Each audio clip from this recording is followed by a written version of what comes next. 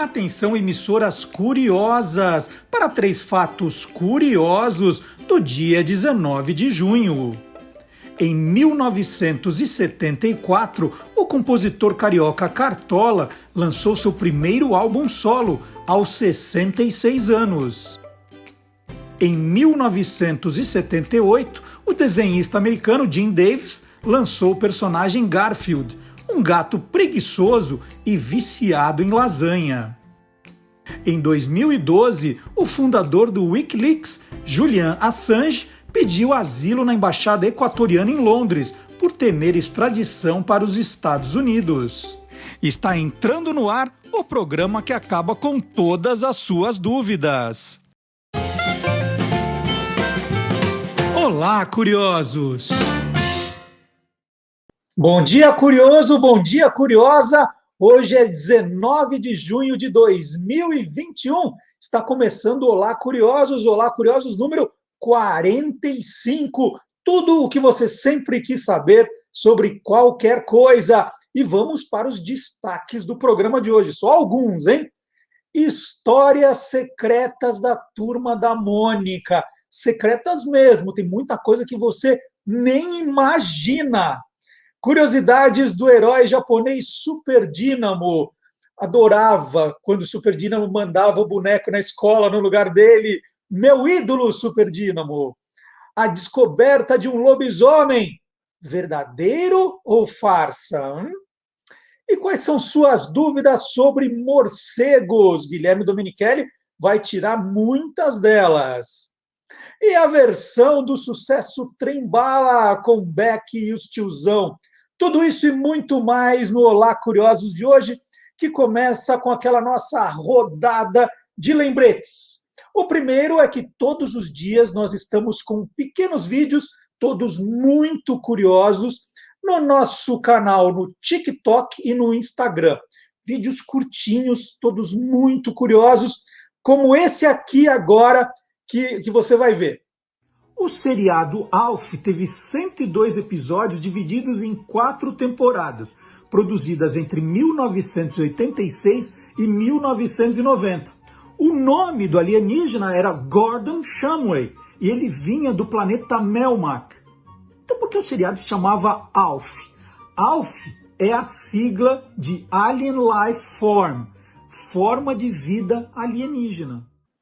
E lá no TikTok, né, uma seguidora falou, nossa, mas você tem o bonequinho do Alf? Eu tenho, tá aqui. Eu tenho, na verdade, 2, eu só achei um para gravar. Aqui em casa, de vez em quando, tem umas coisas que somem. O outro que eu tenho é o Alf segurando o gatinho da família, né? Porque ele sempre engolia o gato, né? Essa era a brincadeira. E eu adorava quando ele falava, tô limpo, né? Dublado pelo Orlando Drummond. Aliás, no Quem Te Viu, Quem TV, o Magalhães Júnior fez uma homenagem ao Orlando Drummond e fala, obviamente, da dublagem do Alf. Então tá aqui, esse é um vídeo, um exemplo de um vídeo no TikTok, está fazendo bastante sucesso todo dia, então tem vídeos novos. E nós colocamos esses vídeos também no Instagram do Guia dos Curiosos, tá? Então, anote aí todos os dias novidades. Mais novidades, né? No site do Guia dos Curiosos, todo dia também tem post novo. Vou dar um exemplo dessa semana. Quem criou o jogo Detetive? Lembra do jogo Detetive? Coronel Mostarda, o Sr. Black. E aí tem lá quem inventou o jogo Detetive. E aí eu tenho aqui uma réplica do primeiro Detetive. É uma réplica, né, que saiu nos Estados Unidos com o nome Clue, né, que era pista. Isso aqui é uma réplica, uma caixa de madeira pesada, né, que explicando o jogo. Ó, Vintage Games Collection. Eu tenho mais alguns outros jogos clássicos nessas versões vintage. E o meu, eu nem vou conseguir mostrar tudo, porque ele está tudo fechadinho ainda, né? Está tudo guardadinho aqui, eu tenho medo de perder. Então, eu não vou conseguir abrir as cartas, por exemplo, porque elas estão fechadinhas. Né? Qual foi o instrumento usado para matar? Tudo bonitinho. Olha, os peões. Aqui.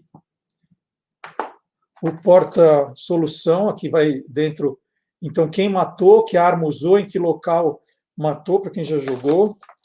Olha só que bonitinho, são as peças das armas. Gente, eu não vou abrir, até hoje está guardado, já tem o quê? Uns 20 anos está guardado, não vou abrir hoje. Então, está aqui da minha coleção. E eu vou mostrando muitas coisas das minhas coleções, nem é uma coleção, nesses vídeos do TikTok, do Instagram. Quem quiser acompanhar lá alguns anteriores, vai ver muito das minhas coleções. Olha o livrinho de regras, também temos do inglês.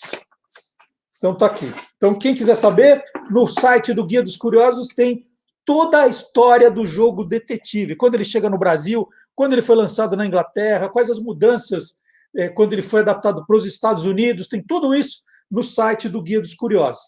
Outra novidade é o nosso podcast. O podcast para você ouvir o programa, não só esse, mas os outros programas. Sábado, 10 da manhã, já está lá à sua disposição no Deezer, no Spotify, no SoundCloud.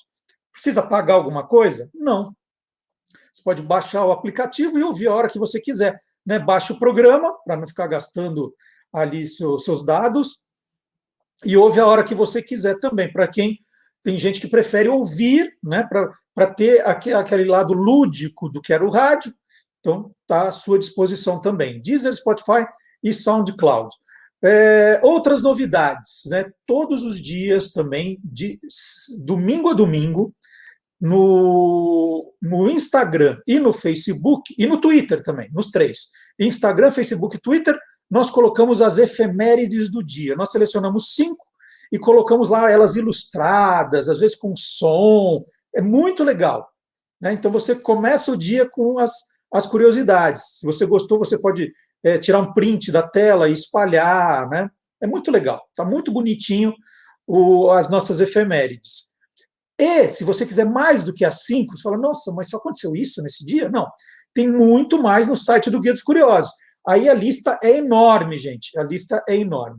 E se você não quiser esperar até sábado, 10 da manhã, para saber quais vão ser os destaques do programa, o que nós colocamos nas redes sociais de destaque, você não precisa esperar. Você pode se inscrever na nossa newsletter, né? Está no site do Guia dos Curiosos, tem esse campo aqui. Você entra lá, coloca o e-mail, seu e-mail, só o e-mail. Não precisa pôr número do RG, do certificado de alistamento militar, do título de eleitor, nome da mãe, do pai, nada disso. É só o e-mail, você dá o assinar e você começa a receber toda sexta-feira às 8 da noite um boletim com as novidades. Você vai ter lá tudo que a gente está fazendo de novo.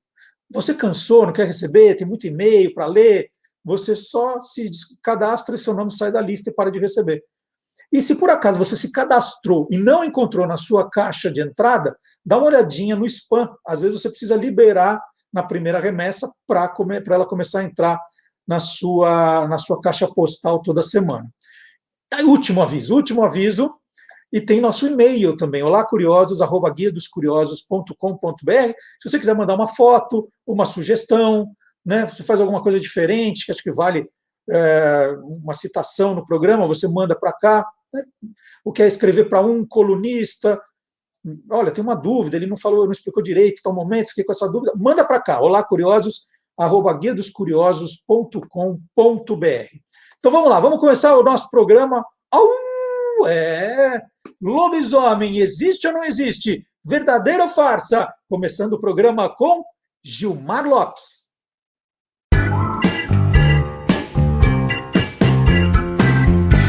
Verdadeiro ou farsa? Há poucos dias esse vídeo apareceu nas redes sociais e também nos grupinhos de WhatsApp e deixou todo mundo curioso. Com menos de 20 segundos de duração, esse vídeo mostra um estranho ser caído no chão todo ensanguentado.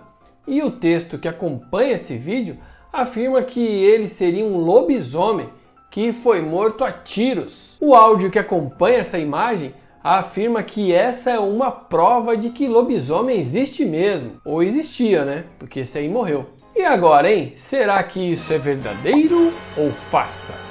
É farsa! O lobisomem é um ser mitológico que surgiu em diversas culturas desde a época da mitologia grega. Aqui no Brasil, A lenda diz que o sétimo filho de uma família que tem 6 mulheres, ou até o sétimo filho de um pai que teve 7 irmãos, pode se transformar no lobisomem. Para quem não sabe, o lobisomem do nosso folclore é um ser que se transforma em lobo nas noites de lua cheia, ou em algumas versões ele se transforma nas sextas-feiras. Mas tudo não passa de lenda, né?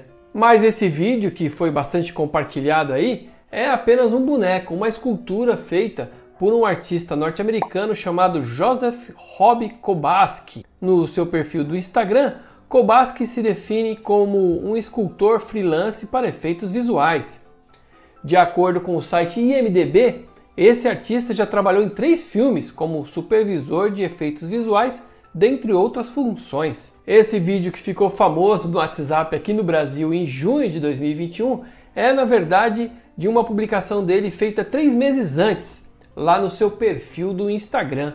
Lá no e-farsas.com eu deixei um making of desse cara criando esse bicho aí, que começou em 14 de outubro de 2020. Ele disse que estaria fazendo esse boneco para um filme, mas ele não revelou até agora que filme é esse. Então, amiguinhos curiosos, esse vídeo que mostra um lobisomem que teria sido morto a tiros é farsa. Trata-se de um boneco, uma escultura muito bem feita por um especialista em efeitos visuais lá nos Estados Unidos. E aí, você quer saber se o que está rolando na internet é verdadeiro ou farsa? Então entra lá no www.e-farsas.com. E agora aqui no Olá Curiosos, olha que alegria, eu recebo o jornalista Sidney Guzman, apaixonado por quadrinhos, não só apaixonado, ele é especialista em quadrinhos. E como trabalha esse homem, gente? Ele é editor do site Universo HQ. E quanto tempo já? Isso já, ó... 21 anos, Marcelão. Começou dia 5 anos. de janeiro de 2000. E faz no canal do YouTube também, do Universo HQ, com 10 mil seguidores. Negócio fantástico, faz umas lives incríveis. Tem o podcast Confins do Universo, que já está no programa 130, gente, olha só. Ele fala muito de quadrinho, viu, Marcelão? Já tem história, hein? E se isso não bastasse, ele ainda trabalha, gente. Ele trabalha como editor dos livros e das graphics da Maurício de Souza Produções. E quem tem a chance aí de ser amigo do Sidney sabe que ele virou praticamente a memória viva do estúdio Maurício de Souza. Ele foi pesquisando, conversando, então hoje ele conhece histórias que poucos fãs conhecem. Sidney, bom dia para você, tudo bom? Bom dia, Marcelão, prazer estar contigo, ver você mesmo que virtualmente, afinal de contas continuamos nos cuidando, né? Logo estaremos de volta às padarias. Logo a gente se encontra nas padarias dos bairros aí. Eu e o Marcelo, a gente sempre se encontra nas padarias. É sempre na padaria. É isso mesmo. E a gente reclama quando o doce é pequeno, né, Sidney? É verdade, é verdade. E aí a gente quer docinho, a gente quer doce. Exatamente. E ó, se eu não estou enganado, a primeira vez que eu te entrevistei foi por causa desse livrinho aqui do Hanna-Barbera, não foi? Foi. Eu acho que foi sim, Marcelão, que eu escrevi esse livro para a Editora Abril, acho que 2004, 2005. Aí, logo depois, eu também lancei um especial da Mundo Estranho, que era Curiosidades da Copa do Mundo, de 2006, que a gente achava que a gente ia ser hexa, né? Ó, você novinho aqui, ó. Olha lá, cabelo preto, olha lá, que beleza, ó. Isso aqui quando ele trabalhava menos. Não é? Aí eu lembro que quando o Marcelo me entrevistou ao vivo, imagina, ao vivo na Bandeirantes e tal, o Marcelo falou assim, então, se não canta aí o tema do Manda-Chuva. Eu falei, puta, não me ferra, né? Que eu tinha pesquisado, mas cadê que eu lembrava de cabeça, né? Aí eu, não, achei a página e cantei, ao vivo cantei o tema do Manda-Chuva. Foi muito, muito legal. E agora eu tô lá no Maurício desde 2006. Eu nem me sinto muito confortável em dizer que eu sou a memória viva, porque tem 2 roteiristas lá que são muito, muito meus parceiros nessa história. Eu quero deixar aqui o crédito e o abraço para eles, Marcelão. É o Flávio Teixeira de Jesus e o Paulo Beck. Esses 2 também são arqueólogos mauricianos que me ajudam muito nessas pesquisas.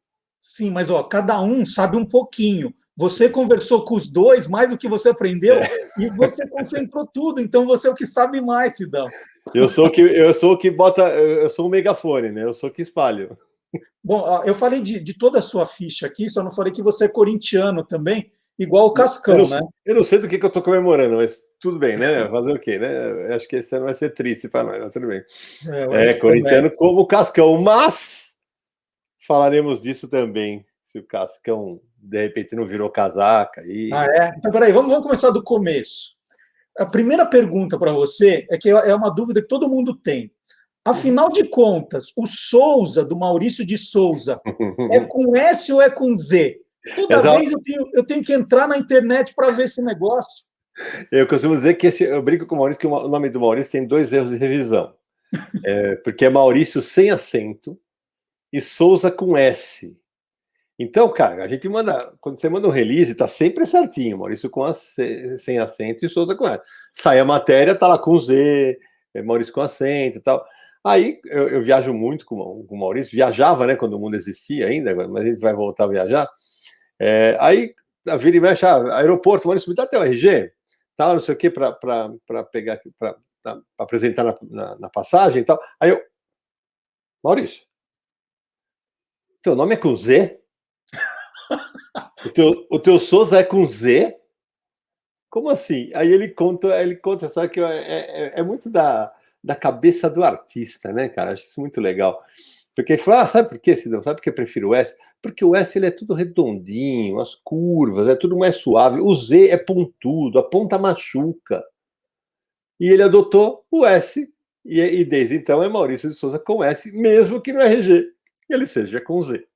Quer dizer, então a gente pode escrever de dois jeitos tão certos, né? Se você estiver se referindo ao verdadeiro, tá certo. A persona, agora, É. ao Maurício Autor, é com S e cravado, com S. Pessoa físico-jurídica, né? É E a isso gente aí. decide. É E, isso mesmo. e a história que você uma vez me contou, que se falou muito errado da primeira tirinha, onde foi publicada, né? Cara, essa daí foi muito louco, porque assim, eu escrevi um livro sobre o Maurício em 2006, o Maurício Quadrinho a Quadrinho, que foi lançado pela Globo, e depois disso que eu fui trabalhar com o Maurício. E no meu livro, essa informação também está errada, porque era a informação que você achava em todas as enciclopédias, em todos os sites e tal. Maurício de Souza estreou nos quadrinhos no dia 18 de julho de 1959, numa tira vertical do Bidu e Franjinha, na Folha da Manhã, que mais tarde viraria a ser a Folha de São Paulo. Essa é a informação. Quando eu começo a fazer o selo das Graphics MSP, que para quem de repente nunca ouviu falar, é o seguinte: são releituras de personagens do Maurício feitas por autores independentes do mercado nacional para um público jovem adulto. E no final eu sempre procuro colocar curiosidades, tá? Porque eu e o Marcelo somos do mesmo time, a gente gosta desse negócio de ficar desvendando, né? Aí o que eu fiz? Falei, opa, peraí, agora o acervo da Folha está online, né? Sabe aquele negócio do jornalista de ficar? Vou lá checar. Tá! Folha de São Paulo, 18 de julho de 59, pá. Falei, caraca, ferrou. Eu falei, Maurício, você não estreou nesse dia. Aí ele, imagina, foi nesse dia. Lógico que foi nesse dia. Não, Maurício, tem alguma coisa errada. Não é possível. E por sorte, na época, o acervo da Folha, hoje está lá, a Folha da Manhã, a Folha de São Paulo e a Folha da Noite. Mas a Folha tinha 3 edições. A Folha da Tarde também. E essa tira do Maurício saiu na Folha da Tarde. Aí, na Graphic MSP do Bidu, chama Bidu Caminhos, do Eduardo Damasceno, Luiz Felipe Garrocho, nos extras eu coloco, vamos fazer uma reparação histórica agora e vamos mudar retroativamente a origem de Maurício de Souza. E contei para ele fez assim, Maurício, foi em outro jornal. A reação dele fez, xiii. Eu falei, bom, primeira coisa, vai lá, vamos mudar a Wikipedia. A partir de então, todas as nossas comunicações passaram a ser, Maurício tirou na Folha da Tarde, que também virou a Folha, acabou virando a Folha de São Paulo. Sim. Ela existiu durante um tempo, né? Porque a Folha da Manhã vira a Folha de São Paulo. A Folha da Tarde continuou existindo. Quando eu comecei a escrever sobre quadrinhos em 1990, ainda além existia. Mas a estreia efetiva de Maurício de Souza é na Folha da Tarde. E depois, logo em seguida, as tirinhas horizontais passam a sair, sim, na Folha da Manhã e depois Folha de São Paulo. Com S ou com Z, Sidão? Com S. E, na verdade, só saía Maurício. Você, quando começou a trabalhar lá, assim, o Maurício, você já me disse, eu um dia fiz uma visita com você lá, é um cara muito organizado, ele guarda as coisas, ele tem um acervo incrível. Como que foi essa tua relação com esse acervo? Né? Conta um pouco dessa tua história, quando você entrou lá e tinha todas as tirinhas originais. É Como é que assim, foi isso? é uma loucura, porque assim, quando eu chego lá, o Maurício fala, vem cá, vou te apresentar a empresa e tal, e eu ficava na sede antiga, eu ficava no 5º andar, que era no SEDOC, né, onde tinha... Eu vou te mostrar um negócio, a hora que eu entrei, cara, ele tinha várias mapotecas com, putz, milhares das tiras dele, originais das histórias em quadrinhos. Eu, pesquisador, jornalista, tarado por informação e curiosidade, falei, igual pinto no lixo, falei, é aqui que eu vou morar, né?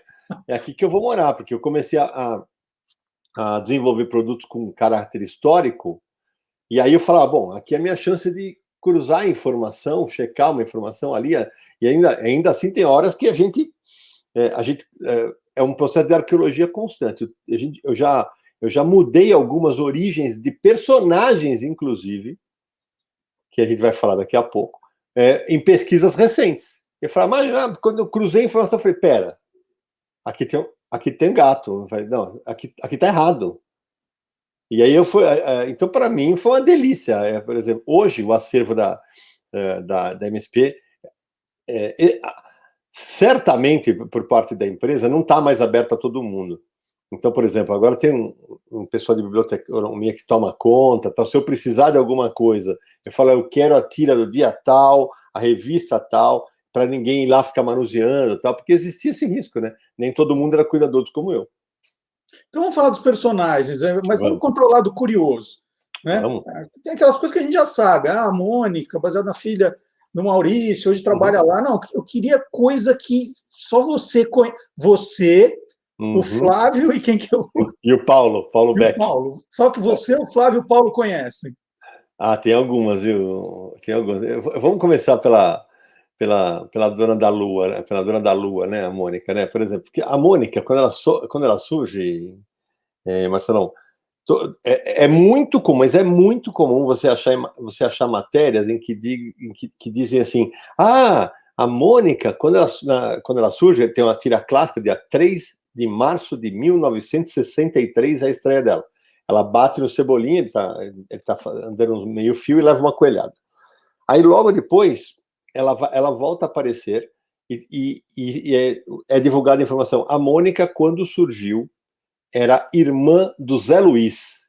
O Zé Luiz era um menino mais alto, de óculos grandes, né? Uhum. Que daqui a pouco tem outra curiosidade sobre ele. Ela era irmã do Zé Luiz. E isso também a gente comprou essa ideia tal, e todo mundo divulgava isso.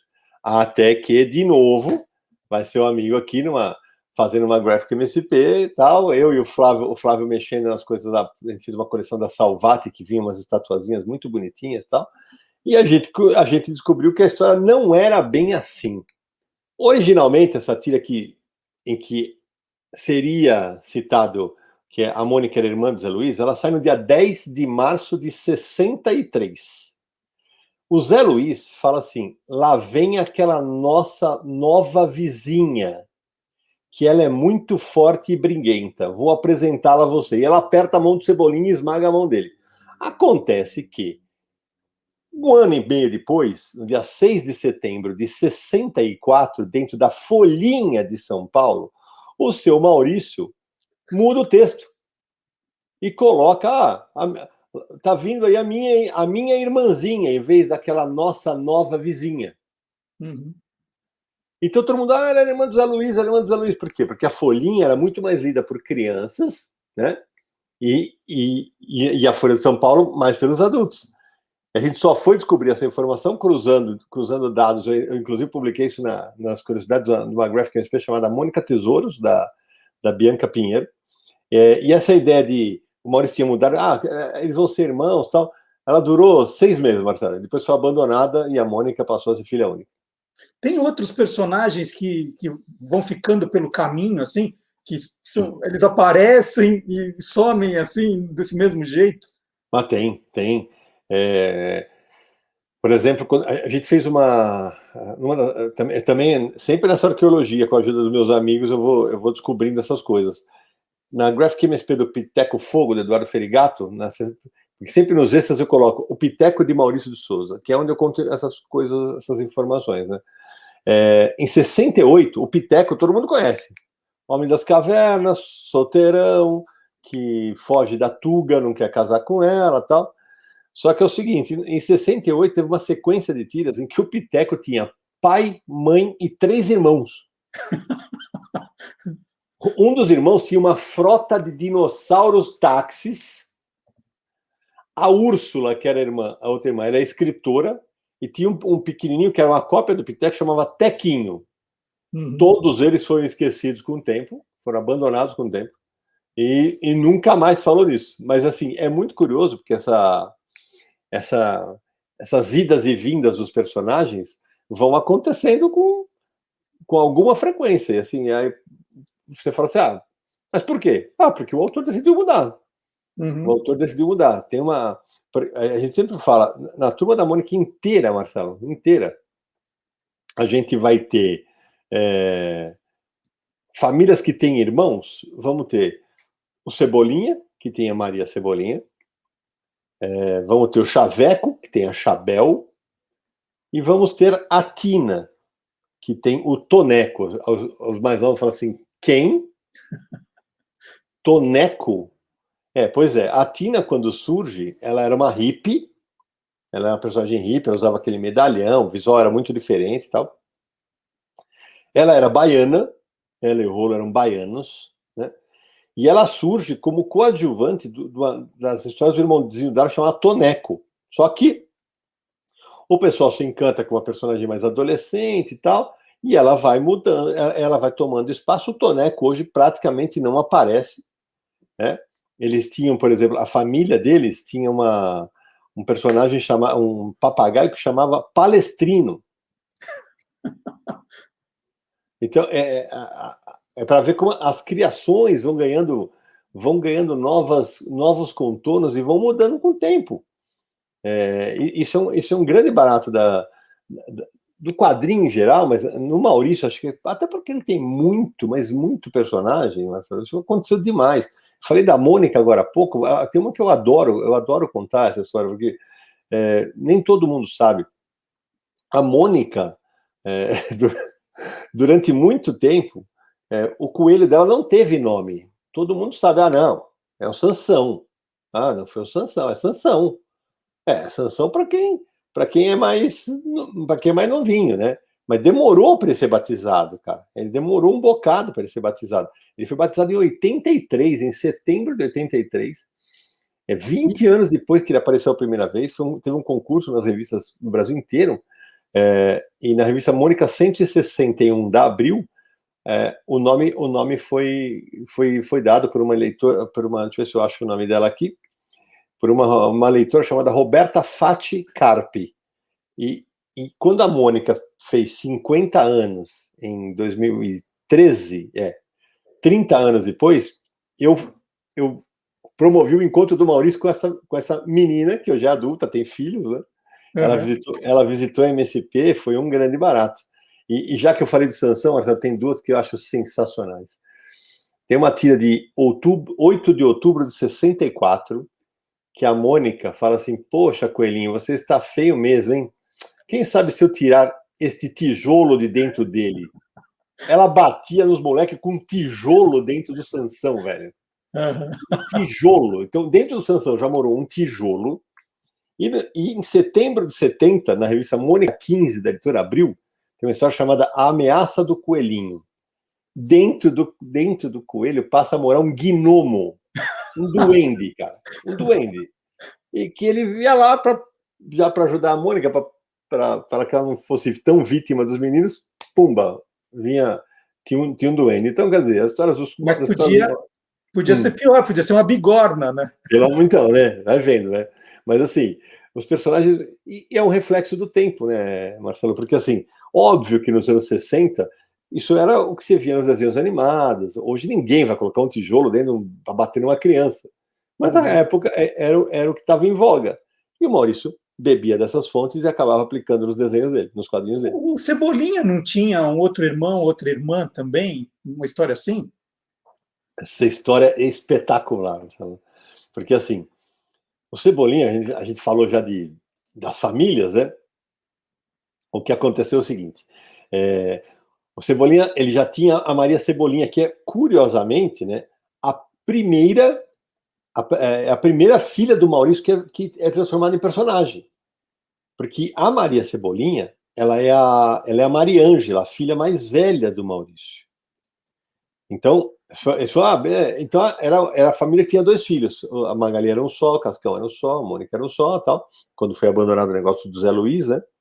Aí, em 1966, Marcelo, mais especificamente, em 7 de julho de 66, estreia um irmão do Cebolinha. A mãe fica grávida, e aí, num exercício de metalinguagem muito legal do Maurício com os leitores da Folha, ele fala, vamos fazer um concurso para batizar o irmãozinho do Cebolinha. Ah, que legal, que legal, que legal. É o seguinte, no dia 18 de agosto de 1966, o personagem ganha um nome, e ele passa a se chamar Salsinha. Então, Cebolinha, Maria Cebolinha e Salsinha. Aí você fala, pô, que legal, e onde está o Salsinha? Pois é, essa foi a pergunta que eu fiz pro Maurício quando eu republiquei. Falei, Maurício, cadê o Salsinha? Ah, foi ficando difícil trabalhar uma família com tantos personagens. Simplesmente ele foi esquecido. Assim, puf, do jeito que veio, foi. Do jeito que ele veio, foi embora. Então, assim, o Cebolinha tem um elo perdido aí. O Salsinha, o irmão perdido, vai saber se ele aparece qualquer hora. Né? E você está falando de concurso, né? Para o nome do Sansão. A Magali, o gato também foi concurso, né? O gato da Magali. Foi um concurso para. Só que, curiosamente, Mingau. O Mingau veio. Putz, vieram vários nomes. E, curiosamente, Marcelo, o concurso dava de prêmio um gatinho de verdade. Era um concurso. Rapaz. Foi no começo da revista da Magali na Globo, que é 1989. E as crianças que ganharam um gatinho de presente. Então deve ter tido mingau pra caramba pelo mundo. Nossa. Aí, pelo Brasil. E por falar em Magali, o vestido dela não sempre foi amarelo, não, né? Essa é ótima, porque é o seguinte, quando a gente fez o Turma da Mônica Laços, a graphic novel do Vitor Cafage e da Luca Fage, que virou filme, né? Dirigido pelo Daniel Rezende, tem uma cena, logo depois que acontece a aventura, que o Floquinho volta tal, em que eles desenharam a Magali com um vestido meio verde, um verde meio clarinho, assim, meio quase verde água, assim, um negócio de... Aí os caras... Um monte de gente estranhou, já coloquei lá nos desenhos. É o seguinte, se você estranhou que a Magali apareceu de verde, é porque é o seguinte, lá no passado, especialmente num álbum chamado A História da Turma da Mônica, de 1986, publicado pela Rio Gráfica Editora, as figurinhas que reproduziam a primeira aparição da Magali nas tiras, só que agora coloridas, ela estava de verde.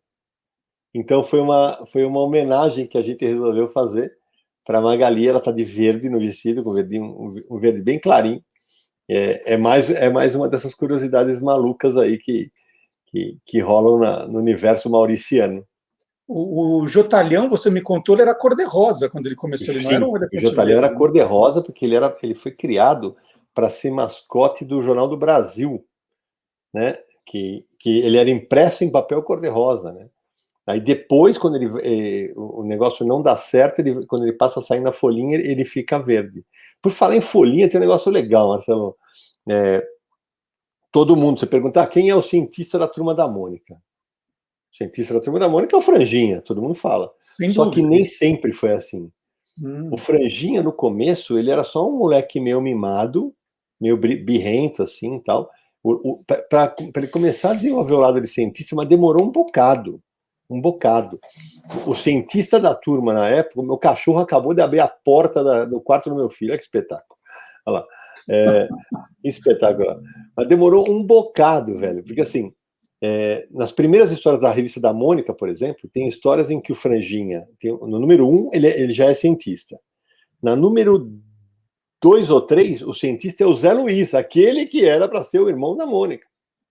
Então, isso demora a se fixar, e a imagem do Franjinha cientista começa a ser mais inserida para os leitores no suplemento dominical da Folha, a Folhinha de São Paulo. O Maurício fazia capas em que ele aparecia com um tubo de ensaio e tal, e ali que o Franjinha vira o cientista da Turma da Mônica. E daí, hoje, o posto é dele.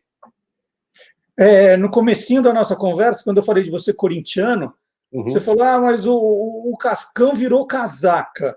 Que história foi essa do Cascão virou casaca? Então, cara, é assim... Ele começou com outro time, não era corintiano? Então, pois é, tem uma série de publicações que eu fiz para o Maurício chamada Tiras Clássicas da Turma da Mônica, em que eu falo, eu ia lá, pegava aquelas tiras antigas e ficava delirando, né? Aí na hora que eu chego lá e falo assim, Cascão tava bravo porque o Santos perdeu. Eu fiz assim, peraí, bicho.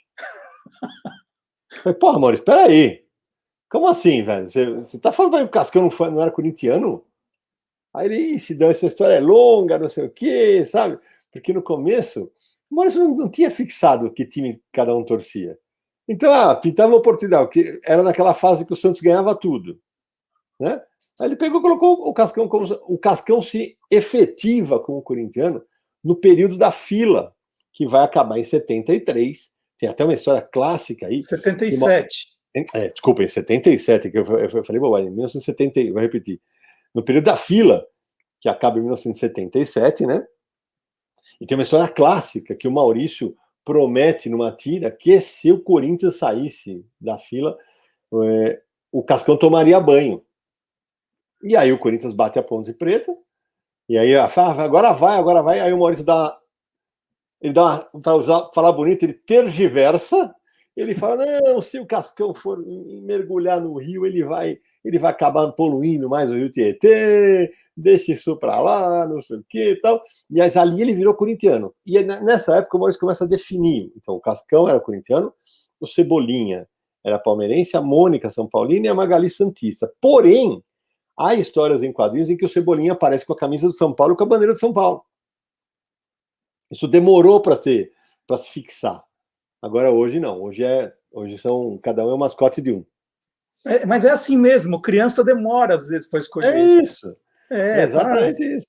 E você sabe, Marcelo, porque assim, por falar, né, quando a gente fala você fala, não, poxa, você acabou de falar do banho, não sei o quê. Esse ano aqui teve um negócio que muita gente falou, muita gente boba, né? Acabaram com a minha infância porque o Cascão lavou a mão na campanha da pandemia. Gente, não foi a primeira vez que o Cascão tomou banho, tá? Só para vocês saberem, tá? E foi a minha reação também quando eu estava editando um desses livros clássicos de tira. No dia 12 de maio de 64, é publicada uma tira na Folha em que o Cebolinha fala assim, é você, Cascão? Mas você está limpo. Aí ele fala com o balão, tá como se ele estivesse chorando, o balão tá derramando lágrimas, assim. Eu tomei banho no domingo passado. Mas como? Quem obrigou você a fazer sacrifício? A mamãe. A mamãe não quis nenhum presente no Dia das Mães. Só pediu que eu tomasse um banho e ela merece. Olha só. Então o Cascão aparece limpinho, de banho tomado. E antes disso, por exemplo, nos anos, acho que em 83 ou 84, teve uma enchente enorme em Santa Catarina. O Maurício desenhou o Cascão com a água por aqui, carregando comida para levar para os desalojados, desabrigados, sabe? Então, assim, é óbvio que o Cascão é um personagem fictício, mas de vez em quando o Maurício se dá essas liberdades, sim, para que ele tome banho, para que ele se molhe em prol de causas muito mais valiosas do que a ficção só de é o menino que não toma banho. Um dos personagens mais queridos do Maurício é o Horácio. Eu queria que você contasse alguma do Horácio também para a gente. O Horácio é quase o alter ego do Maurício, né? Pouca gente sabe, mas o Horácio, ele nasce como uma mascote da aldeia de Lém, onde vive o Piteco. Ele aparece lá e aí ele começa a comer tudo, Peteca, tchau, vai embora, sai daqui e tal. E era para ser só um personagem, ele não tinha nome. Acontece que quando o Maurício vai estrear vai começar a Folhinha de São Paulo, quando a Folhinha de São Paulo estreia, o Maurício decide retomar o personagem e ele retoma com uma sacada espetacular, cara. Ele faz o seguinte, ele passa a ter páginas dominicais, que a história não era uma tirinha, era a página inteira, né? E aí ele começa com o personagem já chamando Horácio. É um dinossaurinho tal, que vai viver as suas aventuras lá com outros dinossauros. E com o passar do tempo, o personagem passa a ser meio que a válvula de escape para filosofias do Maurício. E aí, por exemplo, tem uma coisa legal, todo mundo lembra que a quase namoradinha do Horácio é a Lucinda. Todo mundo lembra disso. Aquela dinossaurinha cor-de-rosa, que está sempre querendo e o Horácio saindo pela tangente e tal. Não sei o quê. Na primeira aparição da Lucinda, no dia 19 de abril de 1964, ela é desenhada, mas você não sabe que é ela, porque ela não tem nome, não aparece, não teve nome. 4 semanas depois, porque era sempre dominical, no dia 10 de maio de 64, ela ganha um nome. Por quê? O que ela quer? Ela vê o Horácio com uma corda no pescoço, que na aventura anterior, fala, nossa, já está até de gravata para casar. E resolve que vai casar com ele. E aí vai apresentar para a família, e ele querendo tirar aquela corda o tempo inteiro. Aí, beleza, aí você já sabe que ela chama Lucinda. A curiosidade maior vem aí. Ela se casa no dia 21 de junho de 64, só que não é com o Horácio. Ela casa com um Megatério. Ela casa com um Megatério, aí termina o Horácio, que pena que não pode ficar para a festa, e vaza. Aí você fala, beleza, uma personagem que entrou e saiu. Só que daqui a pouco a Lucinda volta solteira, interessada no Horácio, e esquecemos o Megatério. Só que, quer dizer, a Lucinda já tem divórcio, a gente não sabia. Olha aí. Olha, hein? Não é de hoje, então, é no tempo dos dinossauros. A Lucinda possivelmente é divorciada, mas não cita o seu passado com o Megatério. Então, eu acho que a extinção dos dinossauros não teve nada a ver com asteroide, foi por causa desse casamento que não deu certo aí. Absolutamente nada, Marcelo, absolutamente nada. Então, assim, para quem gosta de curiosidades, o universo do Maurício realmente tem muita coisa. Porque, cara, são quase mais de 60 anos criando histórias. E vira e mexe, tem coisas que entram e saem do cânone dos personagens. Algumas coisas não se fixam, outras sim. E isso vai sendo construído com o tempo, né? Marcelo, para terminar... Fala. Não, termina. Eu falo, para terminar, mas por exemplo, tem uma que é muito, muito, muito clássica. Qual é a característica principal do Cebolinha?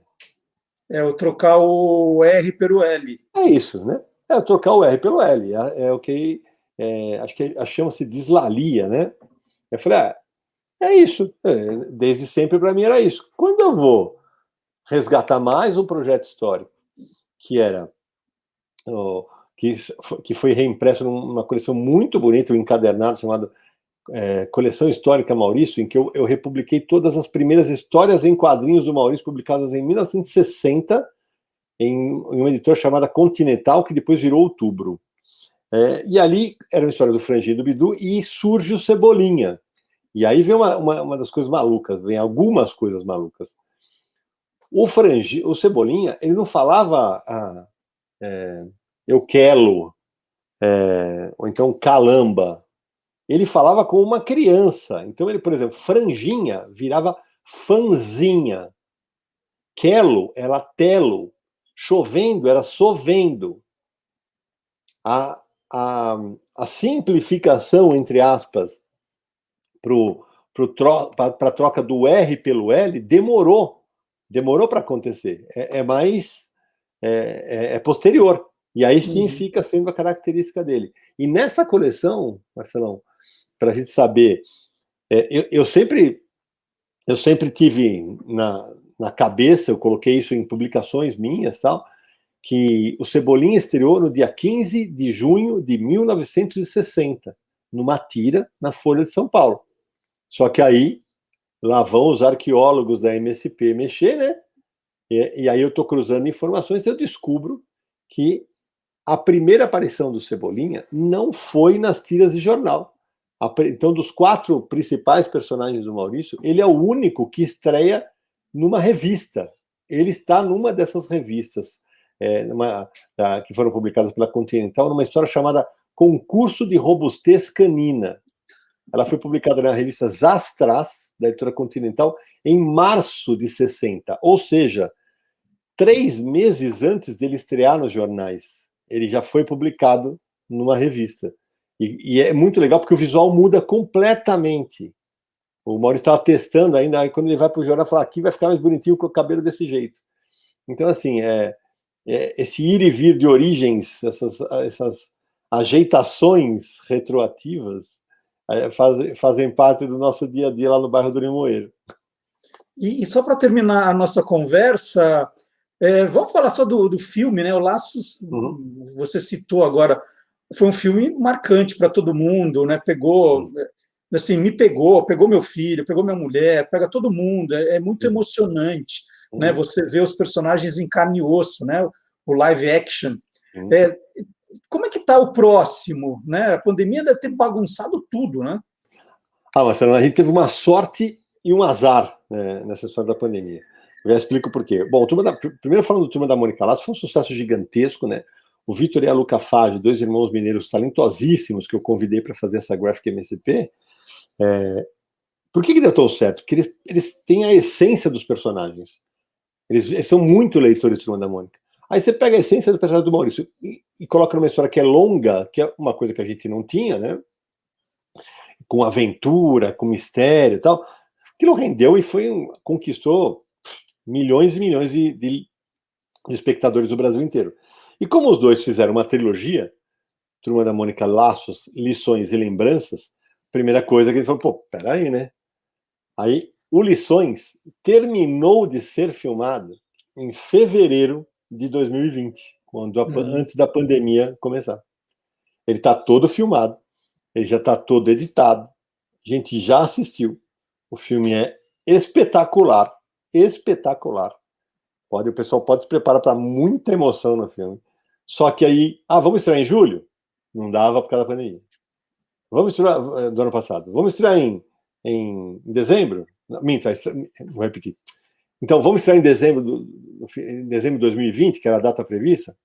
A pandemia não deixou. Vamos estrear em julho desse ano? A pandemia não deixou. Então, a estreia está prevista para dezembro de 2021. Né? Mas e agora? As crianças cresceram. As crianças cresceram. A vida real. A hora que as crianças aparecerem na pré-estreia, o pessoal vai levar um susto, porque foi gravado 2 anos antes. Então agora vem o Lições. Vem o Lições. O Lembranças ainda é uma incógnita. Inclusive, eu estou com a camiseta aqui com o Gabriel, aqui, ó, que faz o Cascão. Gabriel Moreira. E no primeiro, nós tivemos a sua participação especial, né? Aliás, eu nem sei como você não concorreu ao Oscar. Nem eu, cara. É uma injustiça, velho. Uma injustiça total. Putz, e agora qual que foi o seu papel no Laços? Não sei de nada. Não, vai repetir, peraí. Vou repetir. No Laços eu fui o florista. Eu sou o florista que está vendendo flores para o Vitor e para a Luca Fage, que são os autores da obra. E agora, no Lições, teremos essa participação? Não pode falar. Eu não estou ouvindo nada. Caiu. Eu acho que agora, depois daquela cena, você ganhou o protagonismo. Você deve ser o vilão. Eu acho uma injustiça realmente não ter sido nem indicado ao Oscar de melhor coadjuvante, a participação de 5 segundos, mas, Marcelo, foi muito curioso, Marcelo. Quando eu levei minha mãe ao cinema, eu só fiz assim, mãe, é agora, mas fica atenta porque é muito rápido. É muito rápido. Aí, papo, apareci, ela... Já foi? Eu falei, Não, né? Você resolveu cutucar sua mãe para falar que era a tua vez, né? Quando você não vai aparecer virou... mais? Você não vai aparecer mais? Eu falei, não, mãe, eu sou... É só uma ponta, eu sou só uma editora, não sou autor. Aí ela vai... Eu falei, mãe, não, você não está entendendo. Mãe, não é um filme sobre a minha vida. Então, mas ela tinha contado para todas as amigas. Olha mas ela conta. São 5 segundos que ela fala, ele lá. Olha ele lá. Mas é muito engraçado, Marcelo, que o público nerd que me conhece, cara, teve uma galera que, quando eu apareci, ó, o Sidão, olha o Sidão. Eu falei, puta, era muito engraçado, cara. Porque, aí eu imagino o pessoal que não me conhece do lado, quem? Né? Como assim? Quem? Do que eles estão falando, né? Mas assim, mas na hora que faz a participação, que o Maurício aparece na banca de jornal, aí o cinema cai, né? Aí sim, É muito legal. muito bom. Nosso Stan Lee, né? Que adorava É, aparecer também. sem dúvida. Esse eu posso dizer que está no segundo. Tá bom, eu acredito. Mas você deve estar. Eu acho que agora você ganhou o papel à altura do seu talento. Talvez você Vocês tenha vão até ter que fala, esperar. uma frase Vocês vão ter inteira. que esperar. Vamos esperar. Sidney Guzman, muito obrigado pela conversa. O tempo passou voando. Uma delícia ouvir as histórias. Eu já conhecia algumas, né? Dos nossos cafés da manhã na padaria. Agora todos os nossos curiosos sabem também. O Sidão está, então, no site Universo HQ. Ele faz o podcast Confins do Universo. Quem quiser ouvir aí, história o que não falta, ele e os malucos. E no YouTube, aqui no YouTube, no Universo HQ, já 10 mil seguidores, também fazendo um trabalho fantástico. E fora isso, editando livros e graphics, que, né, no caso do Laços, estão virando cinema e filme, muito bacana. Um grande abraço para você, muito obrigado aí pelo seu tempo, viu, Sidão? Valeu, Marcelão. Foi uma alegria estar com você. Como falei, mesmo à distância, matando um pouco de saudade das nossas conversas.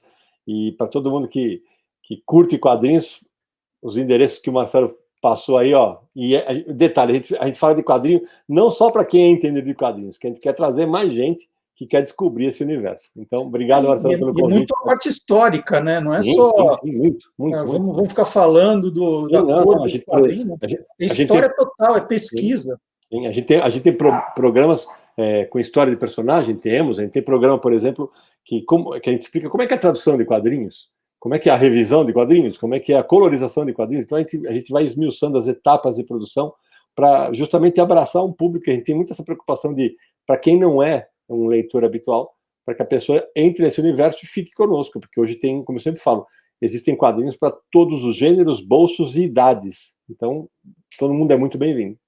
Muito legal. Sidão, muito obrigado de novo. Em breve, então, Sidney Guzman no filme Lições e em breve na entrega do Kikito também. E nós, e nós vamos agora chamar, já que ele está nessa linha de quadrinhos, nós vamos chamar o Silvio Alexandre. É hora do nosso Universo Fantástico. Valeu, Sidão. Um abração. Valeu, Marcelão.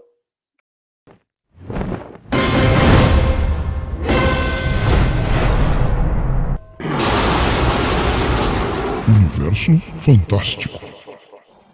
A imigração japonesa no Brasil começou em 18 de junho de 1908, com a chegada do primeiro navio japonês Kasato Maru, no Porto de Santos.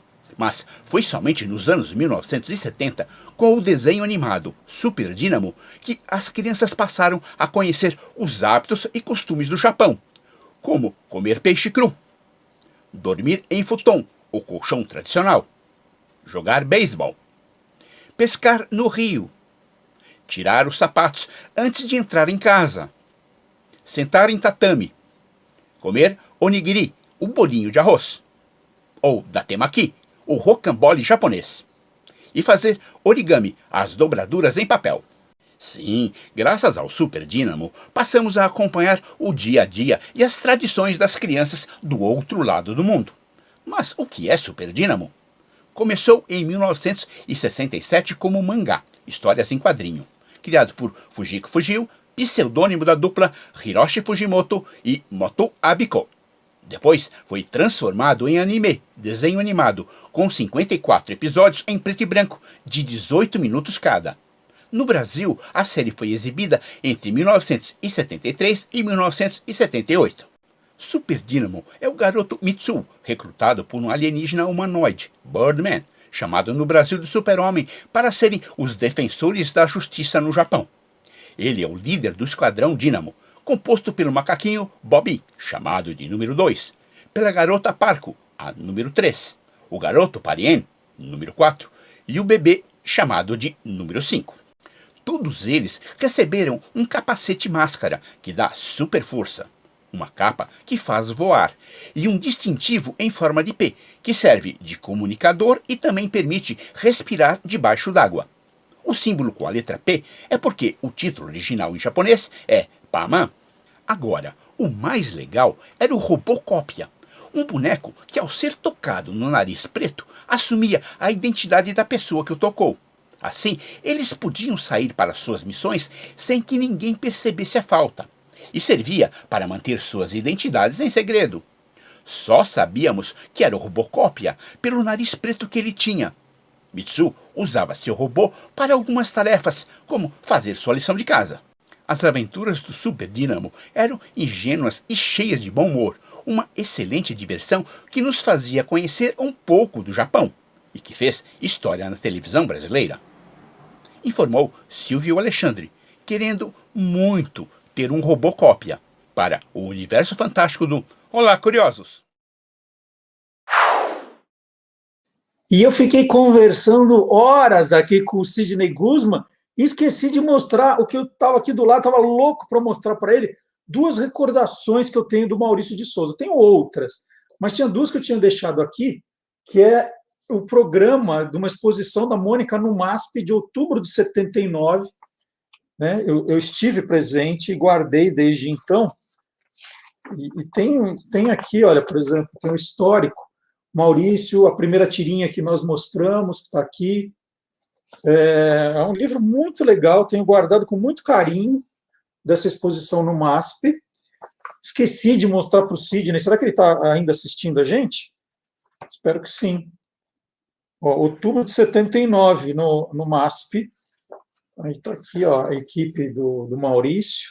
E eu tenho a segunda coisa de outra exposição, que eu acho que foi uma das coisas mais lindas, mais criativas que alguém fez, foi essa aqui. Os quadrões, história em quadrões, né, da turma da Mônica. E o meu está autografado pelo Maurício. Eu tenho também uma edição do Pelezinho, autografada por ele, tem umas coisas bem legais. Mas eu só vou mostrar essas dessa vez. Mas então qual era a ideia? Né? Pegar um quadro, um clássico famoso, e trazer os personagens da turma da Mônica para a mesma cena. Isso aqui, para mim, olha só, que espetacular o trabalho do Maurício, né? E ele que fez mesmo. Isso também, olha, é uma exposição na Pinacoteca de 7 de outubro a 30 de dezembro de 2001.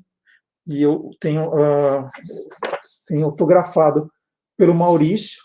Eu devo ter ido na estreia para ter autografado por ele. É possível que eu tenha ido na noite que ela foi aberta.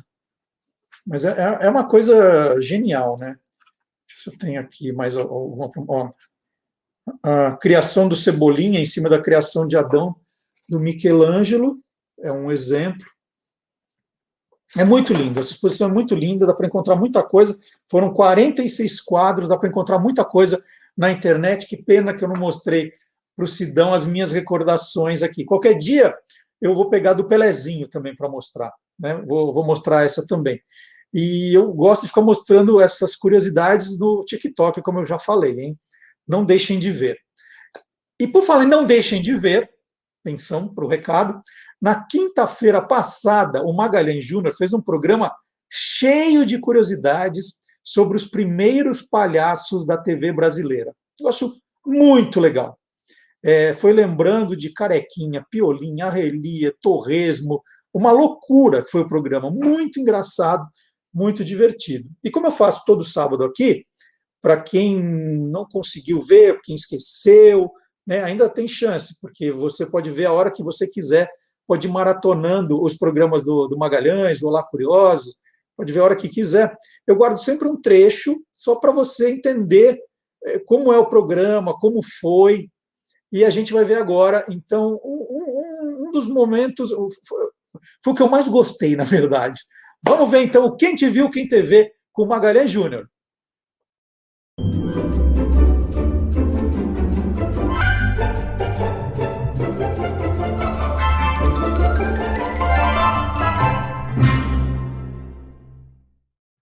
Olha, essa dupla, falando sinceramente, eu vi muito pouco, mas ouvi muito, muito. por causa das músicas gravadas por eles e principalmente por um deles. A dupla é Fred e Carequinha. É Fred Vilar, nascido no Rio de Janeiro, e o Jorge Savala Gomes, nascido em Rio Bonito, também do Rio de Janeiro, formaram uma das mais famosas duplas de palhaço, sobretudo nas emissoras do Rio de Janeiro. Os dois predominantemente cariocas.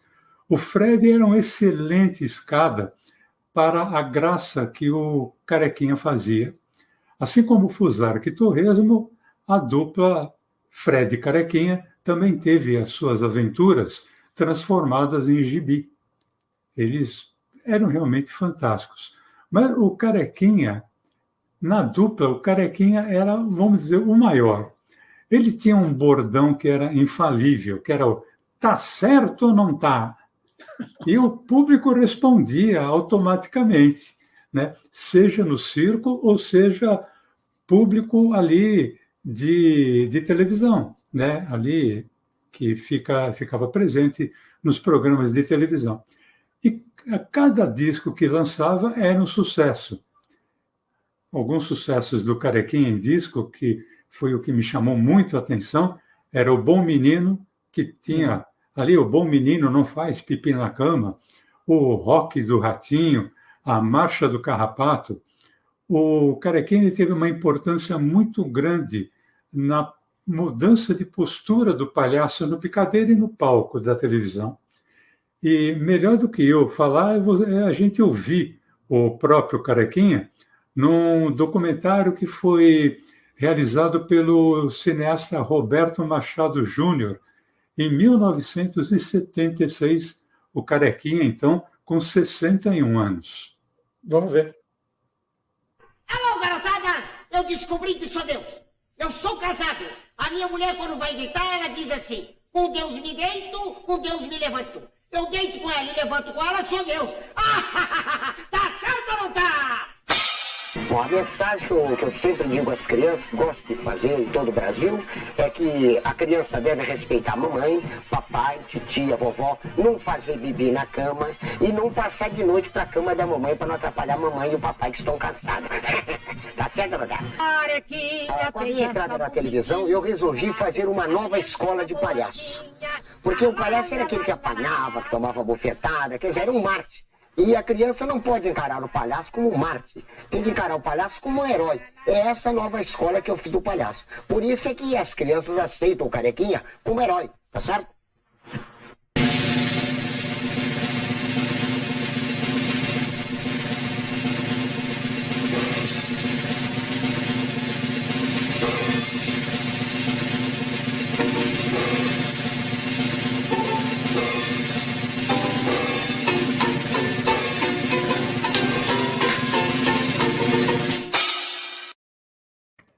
Fala a verdade, Marcelo, você fazia isso?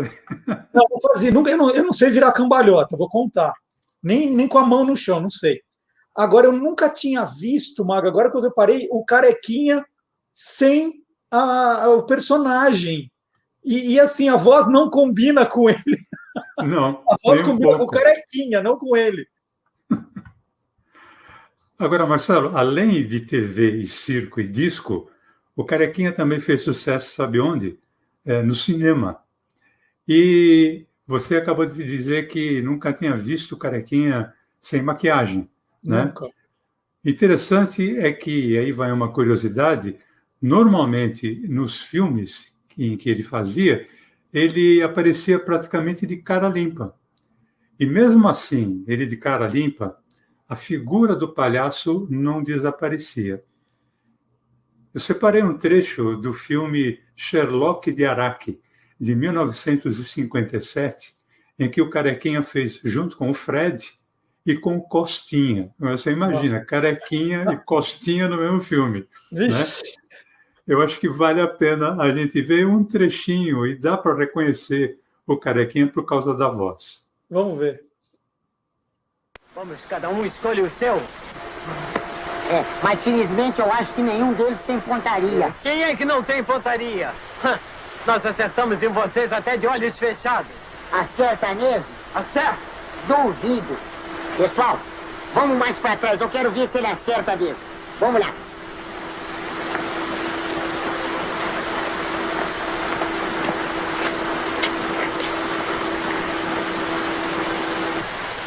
Espera um bocadinho. Aqui vocês acertam? Ora, aí é fácil. Tá, espera um bocadinho. Não sai daí não, hein? Não sai daí. Vamos mais pra lá um pouquinho. Mais pra lá. Espera, cuidado. Vamos mais pra lá. Mais pra lá um bocadinho. Aí. Para aí. E aqui vocês acertam? Daí eu mato 2 de uma vez. Então nós vamos mais pra longe um bocadinho, viu? Espera aí, não sai daí, hein? Vamos pra lá. Vamos. Cuidado, hein? Espera aí. Vamos lá.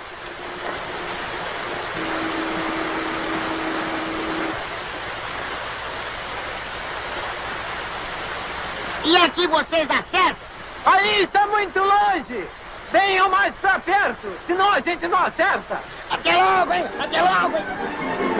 Miseráveis.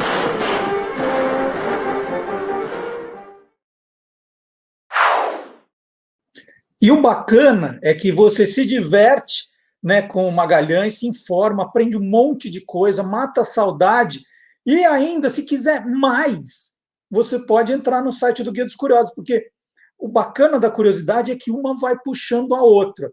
Então, por exemplo, nesse programa, o Magalhães fala dos palhaços brasileiros, né, os palhaços mais antigos.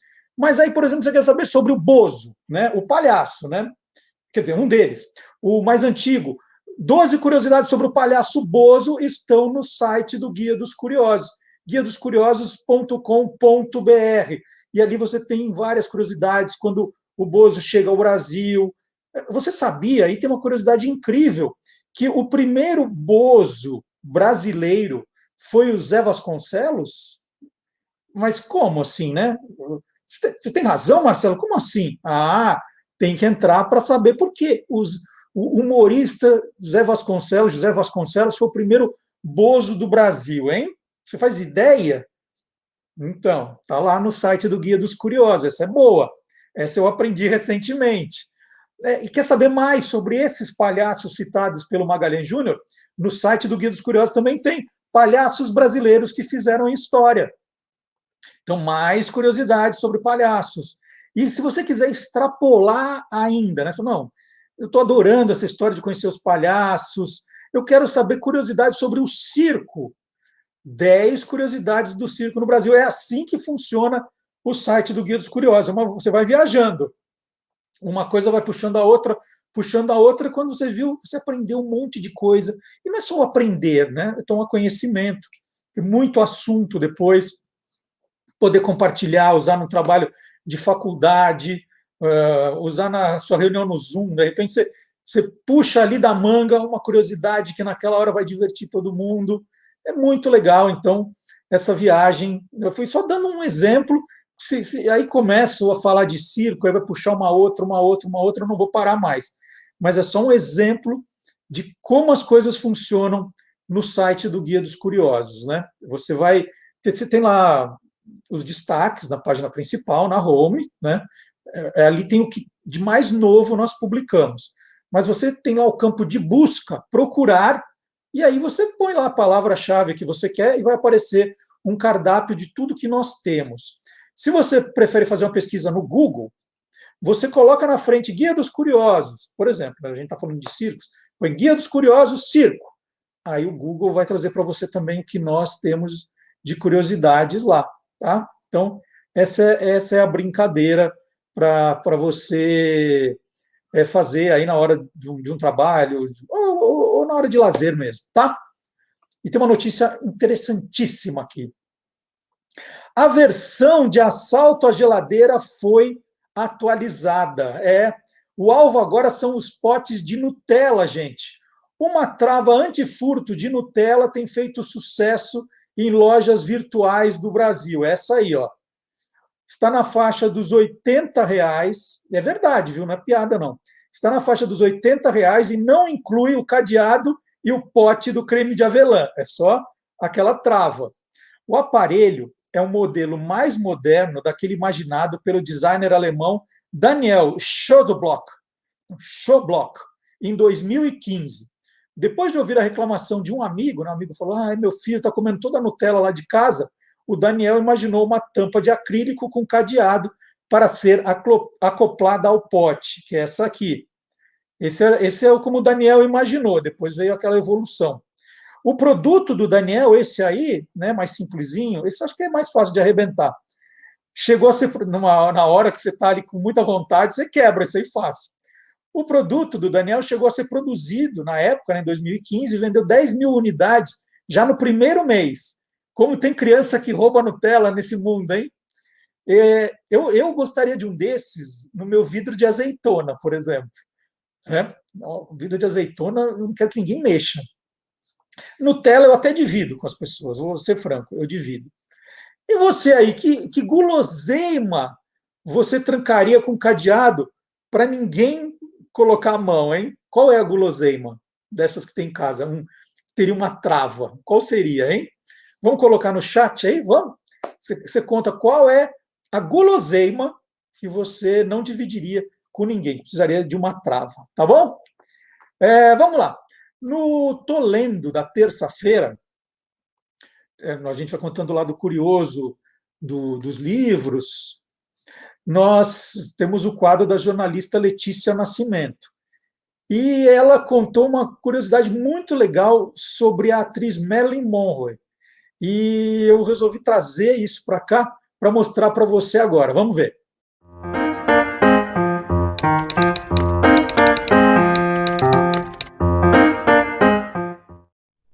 Marilyn Monroe é um ícone e uma outra faceta dela foi revelada há alguns dias.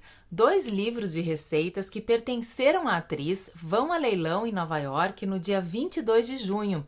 Dentro dos livros, várias anotações, listas de compra, cardápio e também receitas com a própria letra da atriz, como o bife bourguignon.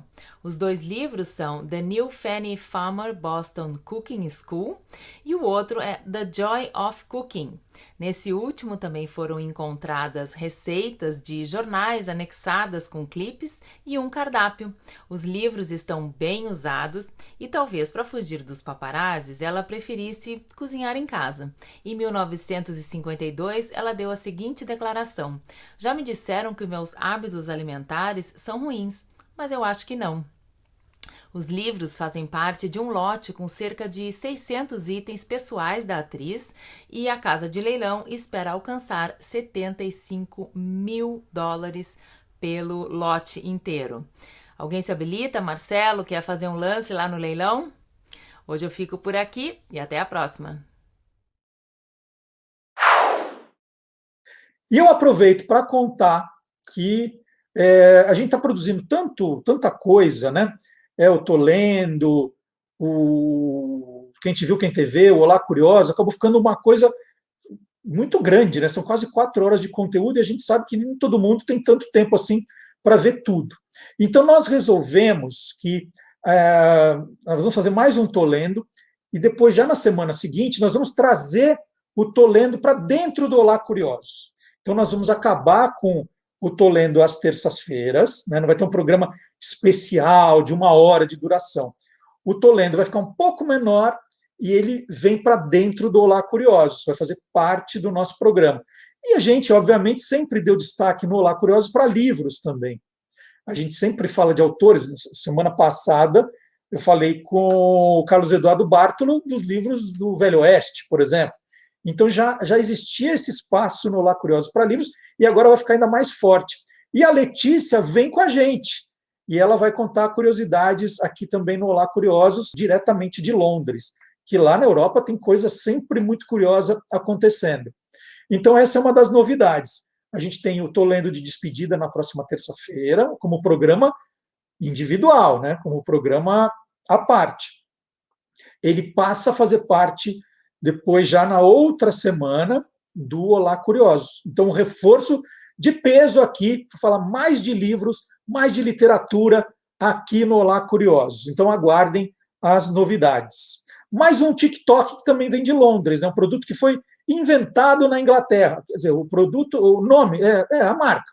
A marca que veio da Inglaterra.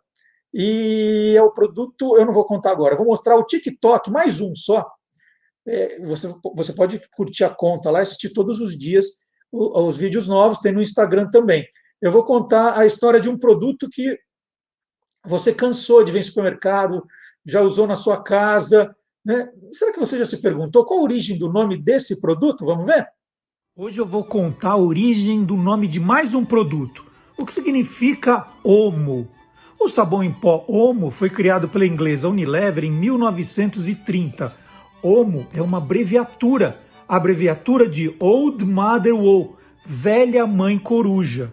E a primeira embalagem do Omo trazia de fato uma coruja. O primeiro olhinho era o O, o biquinho, o M, e o segundo olho, outro O, daí Omo. O Omo chegou ao Brasil em 1957. Antes dele, a Lever lançou outro sabão em pó. Foi o primeiro do Brasil, o Rinso. Então tá aí, ó, curiosidades, não sei se você já conhecia ou não.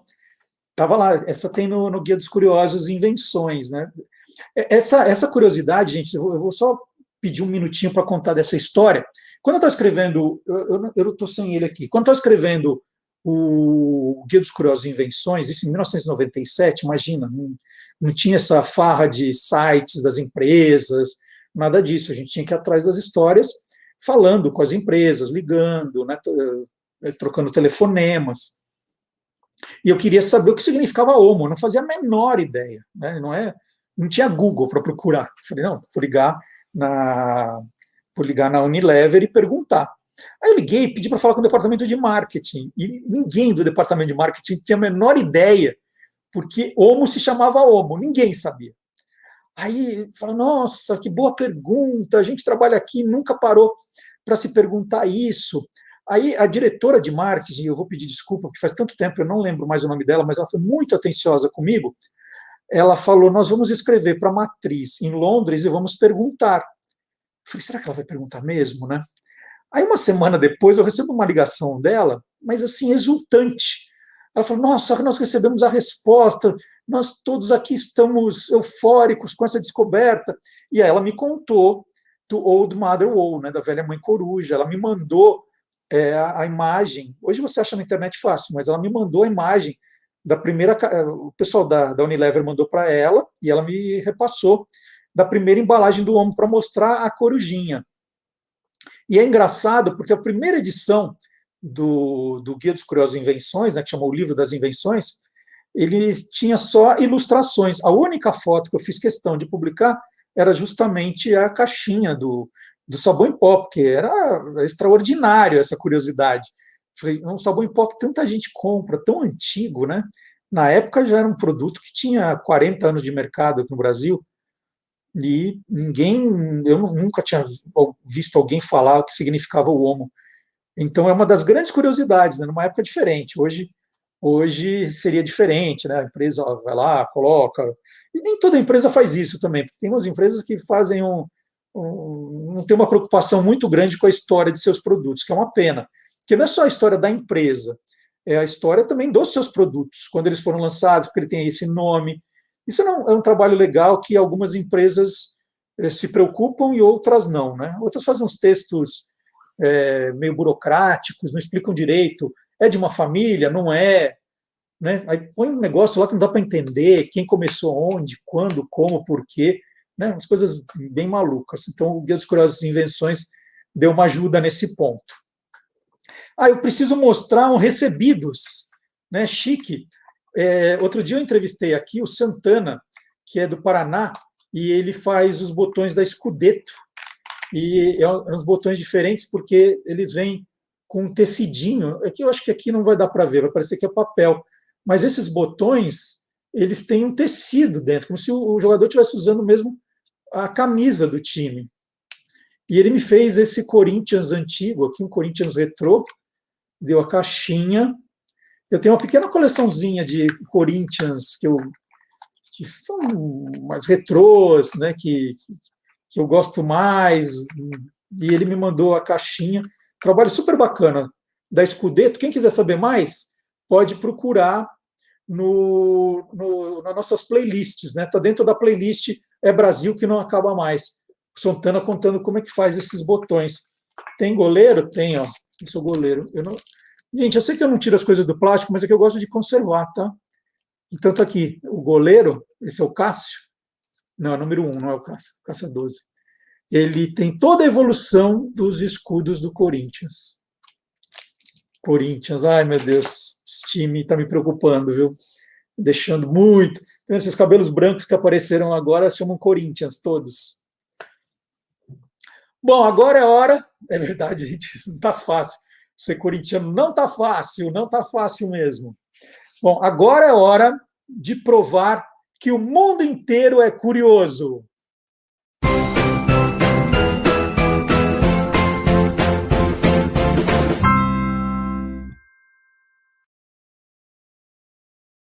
A Border Collie Peg, de 9 anos, ficou surda e não conseguia mais trabalhar.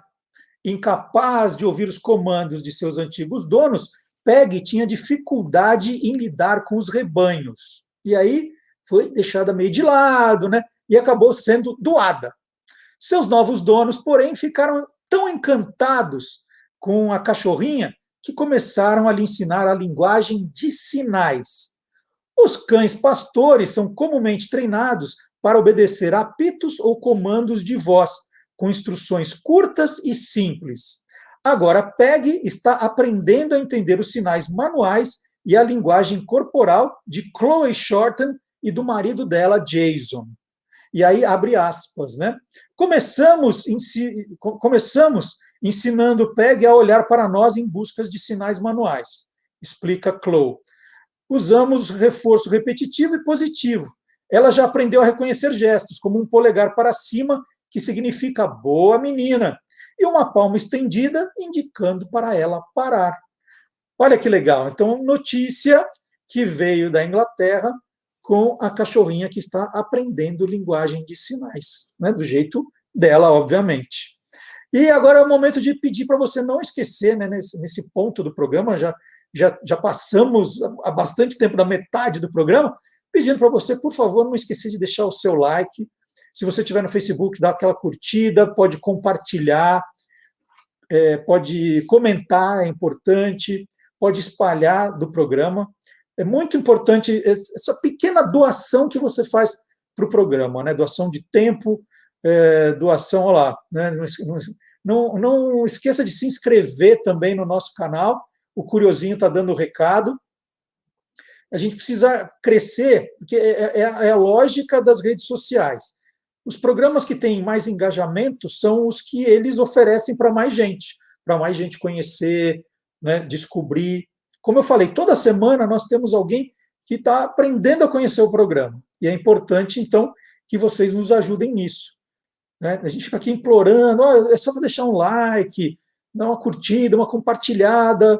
Se não fosse importante, juro que eu não falaria nada disso. Né? A gente ia só ficar falando de curiosidade. Mas isso é importante hoje nessas novas redes sociais. Né? E isso vale para tudo. Se você ouve no podcast, espalhe o podcast para os seus amigos, para os seus grupos de WhatsApp. Né? Deve ter aquele seu amigo que fica mandando um monte de fake news. Né? Olha, que hoje fake news é que não falta. Né? E é cada uma mais absurda que a outra.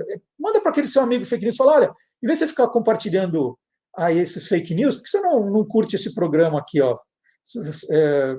Manda para ele, de repente, são 2 horinhas que ele passa sem mandar bobagem e está fazendo um serviço para o bem da humanidade, com certeza. Bom, agora chegou a hora, já que a gente está falando aí, né, acabei resvalando para fake news, a coisa do poder. Professor Dionísio da Silva, autor do livro De Onde Vêm as Palavras, um livro espetacular, ele tem imunidade aqui no programa. Ele pode falar o que ele bem entender. E, então, como ele tem imunidade, chegou a vez dele agora no nosso programa. Professor Dionísio, qual é o tema de hoje, hein?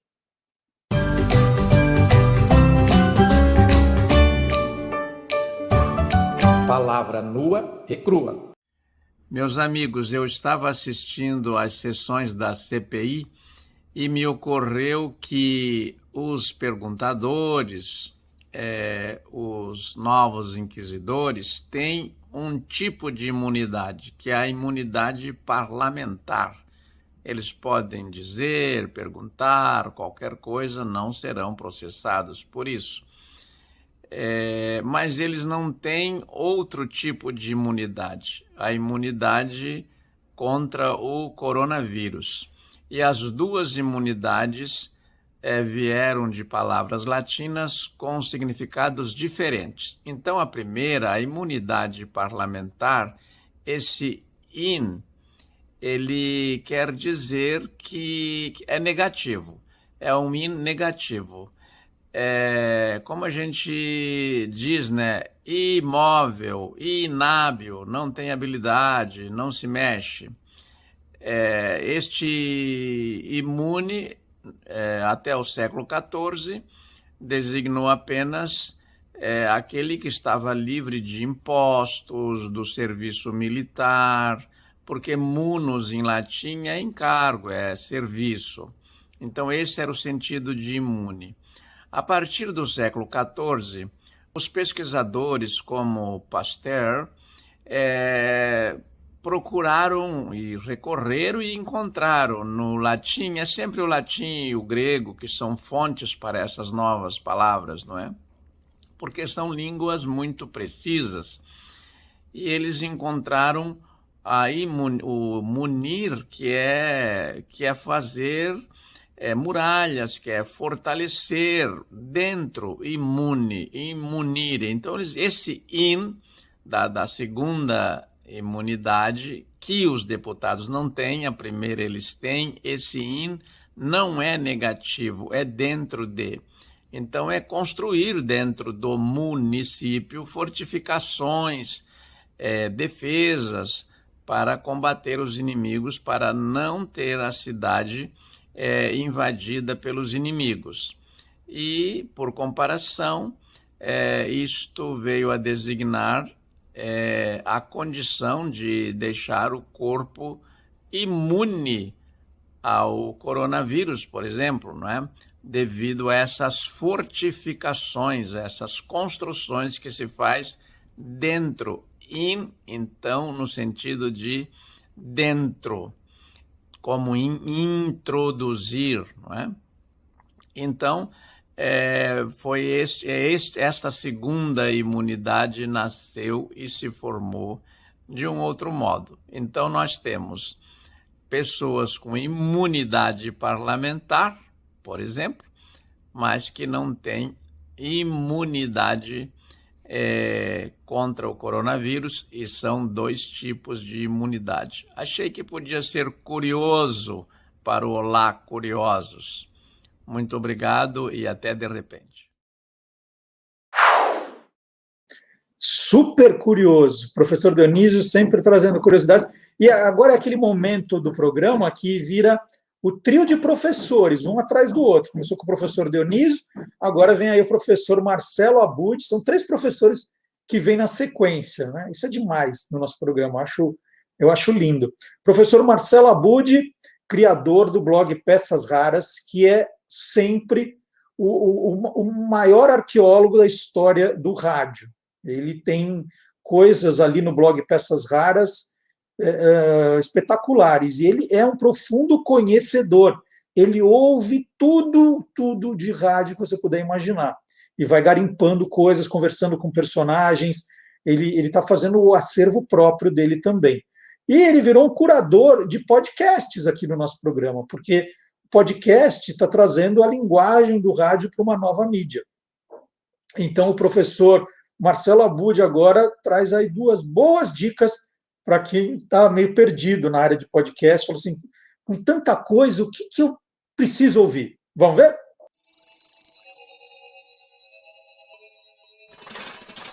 Hoje pode.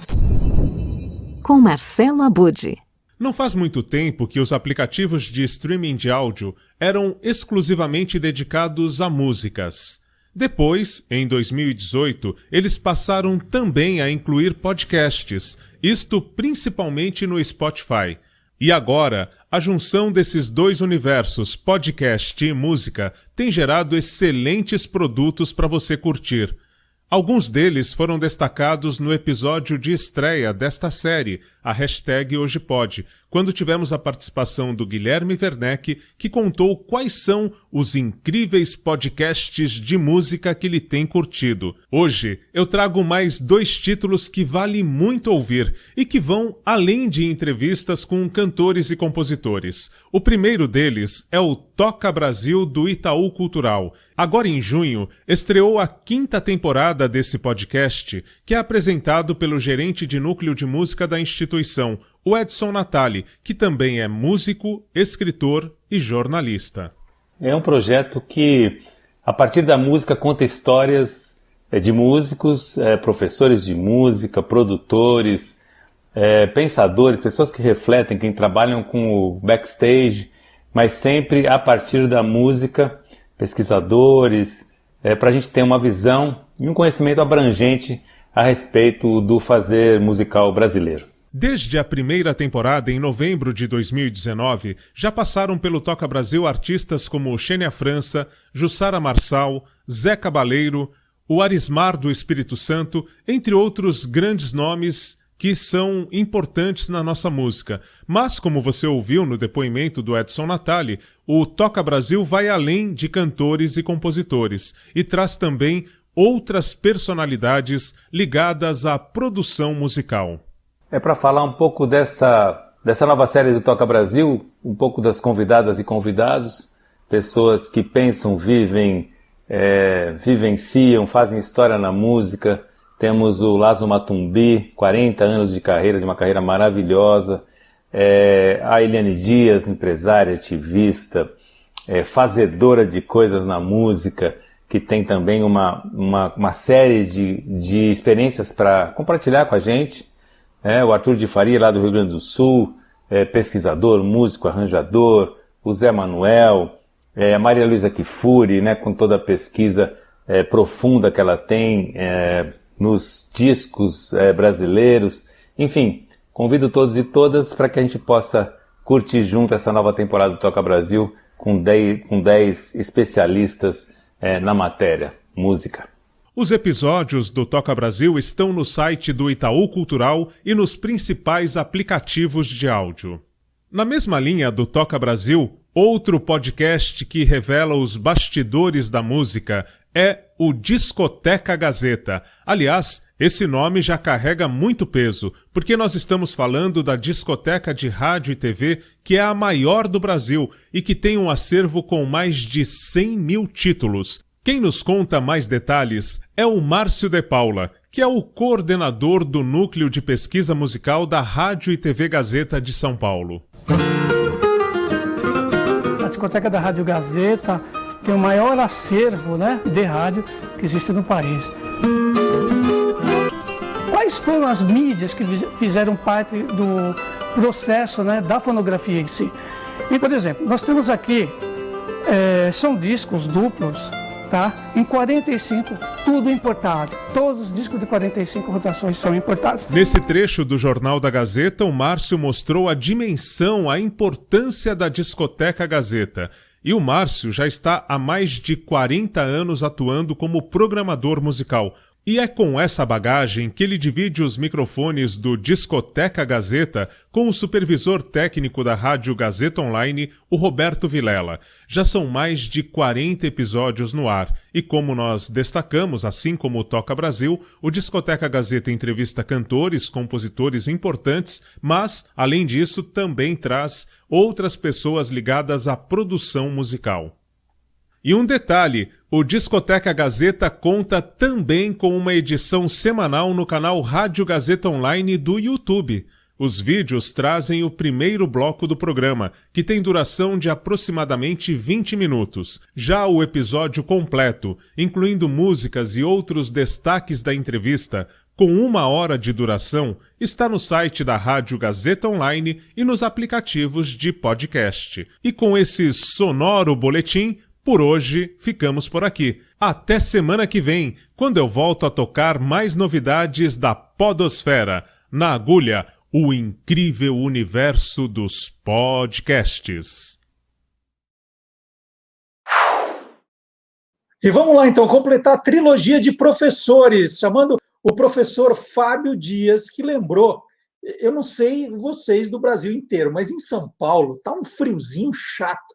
Friozinho que a gente fica até dentro de casa, assim, se não tiver sol mesmo, tá um friozinho chato, né? Eu tô aqui sem blusa agora, mas daqui a pouco eu vou catar o moletom e colocar, porque tá um friozinho, geladinho. E ele lembrou, né? O frio tá chegando para valer. Ainda mais ele que mora em Londrina. E aí ele falou: hoje eu vou falar de frio. Então vamos lá, prepare-se. Professor Fábio Dias, criador do canal Clube do Jingle, autor do livro Jingle é a Alma do Negócio, a melhor obra para quem é um estudioso de jingles, traz aí mais uma de suas histórias. Vamos ver?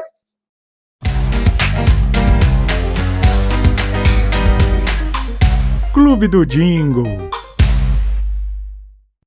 Quando uma ideia é boa, ela resiste ao tempo, resiste à moda, resiste até o frio.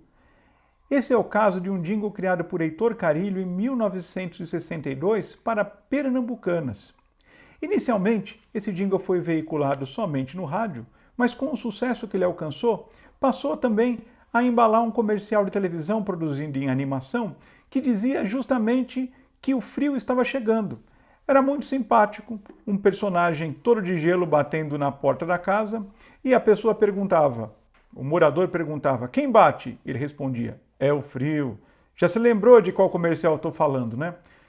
Praticamente todas as gerações, desde a década de 60, se lembram desse jingle e lembram dos comerciais que ele embalou, porque as pernambucanas, desde então, constantemente faziam novas versões desse jingle, o que continua acontecendo até os últimos anos. Algumas vezes mexendo na melodia, outras vezes fazendo pequenas adaptações na letra, mas, de uma forma geral, mantendo a essência principal e, justamente, aquela graça que era o frio chegando, batendo na porta, mas não conseguindo entrar, porque, afinal de contas, os moradores tinham passado nas Pernambucanas e preparado todo o estoque de lãs, flanelas e cobertores. Vamos assistir. Quem bate? É o frio. Não adianta bater, que eu não deixo você entrar. É lá na Pernambucanas que eu vou aquecer o meu lar. Vou comprar flanela, lãs e cobertores. Eu vou comprar. Vou lá na Pernambucanas e nem vou sentir o inverno passar. Vou lá na Pernambucanas e nem vou sentir o inverno passar. Como você pode ver, faz muito tempo que a sua vida faz a nossa vida.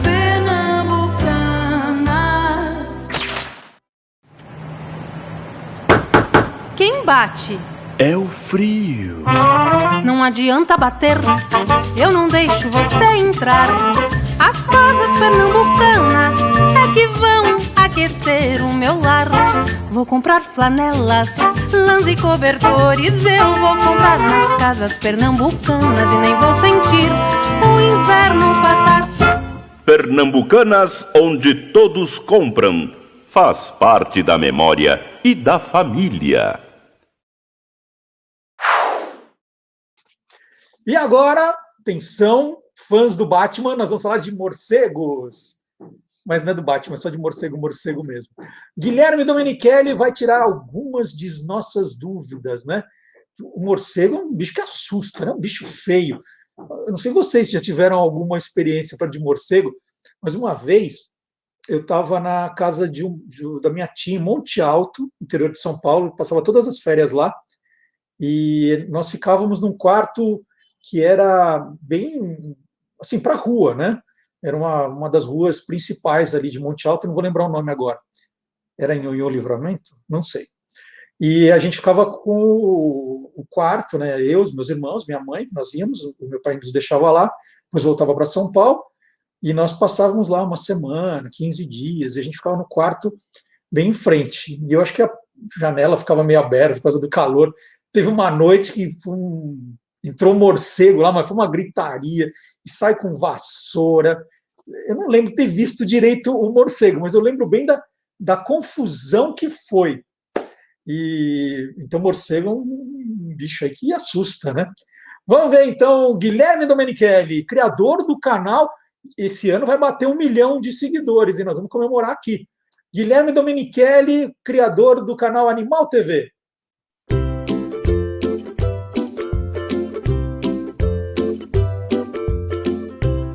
Soltando os bichos, com Guilherme Domenichelli.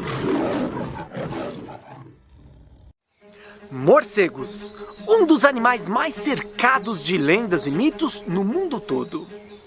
E você sabia que existem aproximadamente 1.100 espécies diferentes de morcegos? Ou seja, um animal em cada 4 mamíferos é morcego. No Brasil, há 140 espécies diferentes, espalhadas por todo o país. Existem morcegos pequenos e leves, grandes e pesados, pretos, marrons e até brancos.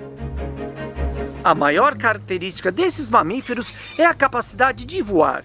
E para isso, eles utilizam as mãos, que se transformaram em asas. Os dedos são unidos por uma membrana elástica, que também é ligada às pernas. Para voar, basta afastar os dedos e mover os braços para cima e para baixo. Alguns morcegos gostam de comer insetos, por isso são ótimos para o controle ambiental.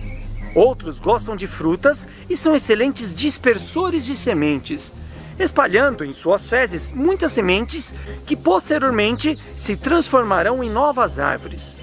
Algumas espécies gostam do néctar das flores e ajudam na polinização, que é a reprodução das plantas. Existem até alguns que comem peixes. E os chamados morcegos vampiros? Eles realmente existem? E se alimentam de sangue? Sim, entre todas essas espécies, apenas 3 são vampiros, chamados tecnicamente de hematófagos. Eles vivem somente em alguns países das Américas, inclusive no Brasil. Vivem em florestas e se alimentam do sangue de animais silvestres e algumas vezes de animais domésticos. Em alguns casos, podem até atacar pessoas. Mas e aí? Esses morcegos vampiros podem transmitir doenças? Sim, podem transmitir, se estiverem infectados, por exemplo, com o vírus da raiva. Mas como vimos, apenas 3 espécies, entre todas as outras, se alimentam de sangue. A grande maioria é totalmente inofensiva.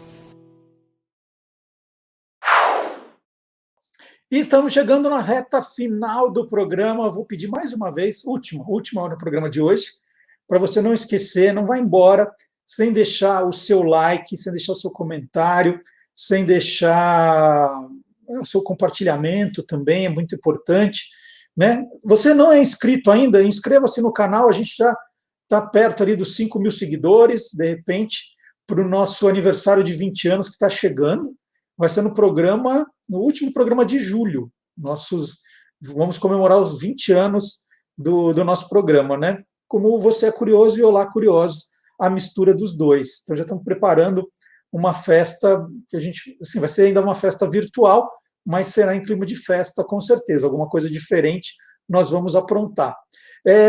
Também é importante contar para vocês que muita gente tem percebido que alguns colaboradores eles não conseguem mais fazer os boletins como faziam antes, né, toda semana. Isso já acontecia no tempo do rádio, porque como eram muitos, a gente ia sempre, né, colocando um agora, o outro assim e tal, porque todos nós aqui estamos fazendo um trabalho quase voluntário, né, que na verdade, nós viramos uma confraria de amigos que faz o programa, e muitos dos que vocês nos assistem, viraram amigos também. Então a gente está fazendo isso para ser esse encontro de sábado de manhã, né? Vocês ficam conversando, aí trocando ideia durante o programa. É muito divertido fazer isso. E a gente está fazendo há 20 anos, né? Seria chato parar. E, obviamente, todo mundo também tem as suas famílias, os seus trabalhos, né? Vez ou outra, fala, olha, não está dando tempo de fazer. Ainda mais agora, com o vídeo, né? É muito mais complicado fazer um boletim bacana. Então, alguns colaboradores, de vez em quando, dão uma desaparecida, né, uma sumidinha, mas logo voltam. daqui a pouco volta, aí o outro vai ter um problema. O professor Ward Marques agora está preparando aulas agora, um montão de aulas, de trabalhos. Ele falou, olha, eu vou ter que dar uma paradinha, mas logo estou de volta. Né? São coisinhas assim, e daqui a pouco um outro vai ter um outro problema, olha, eu vou viajar, vou tirar férias, e a gente vai rearranjando, mas estão todos juntos ainda, formando esse time aí, e de vez em quando, né, eles dão uma sumidinha, mas fiquem tranquilos, estão todos bem, saudáveis, e não teve ninguém aqui que não apareceu para fazer boletim porque está com Covid, não teve nenhum caso de Covid no Olá Curiosos ainda. E esperamos que não tenha, né? Porque agora está na hora da vacinação. A nossa faixa etária está chegando, hein, pessoal? Vamos lá. Vamos terminar o programa. Vamos terminar o programa.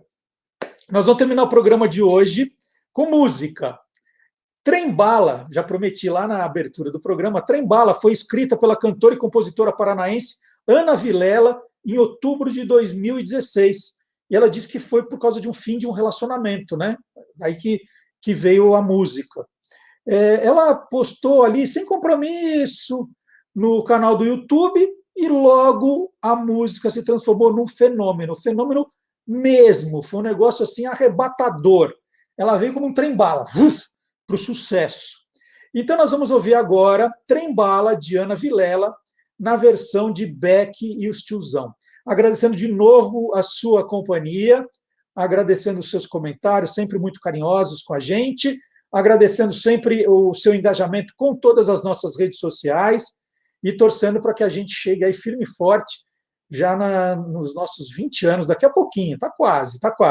E não esqueçam, hein? Bebam água, muita água. Vamos lá, terminando o programa de hoje, Beck e os Tiozão, Trem Bala. Até sábado que vem. Tchau. Playback.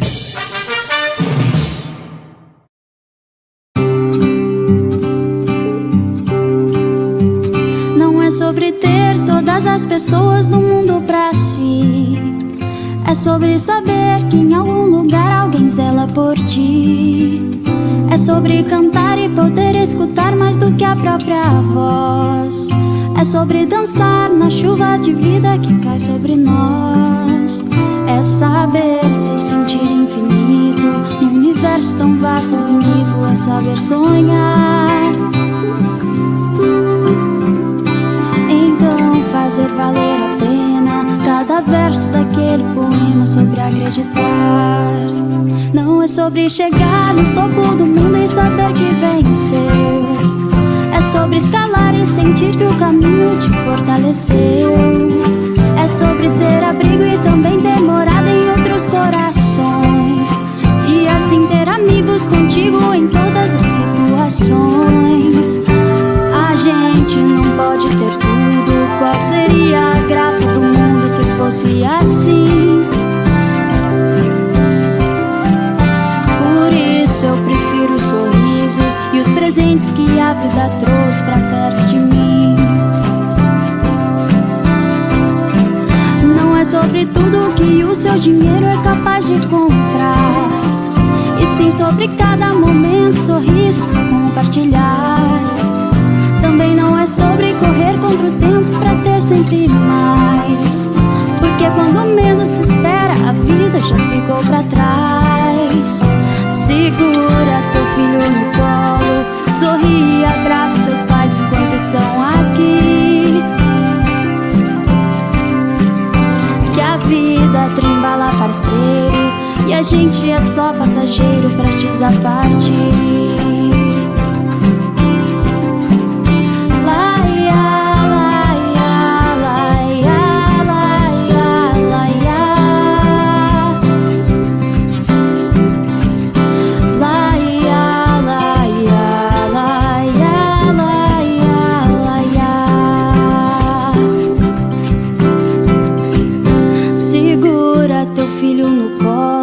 Sorri e abraça seus pais enquanto estão aqui. Que a vida é trem-bala, parceiro, que a gente é só passageiro prestes a partir.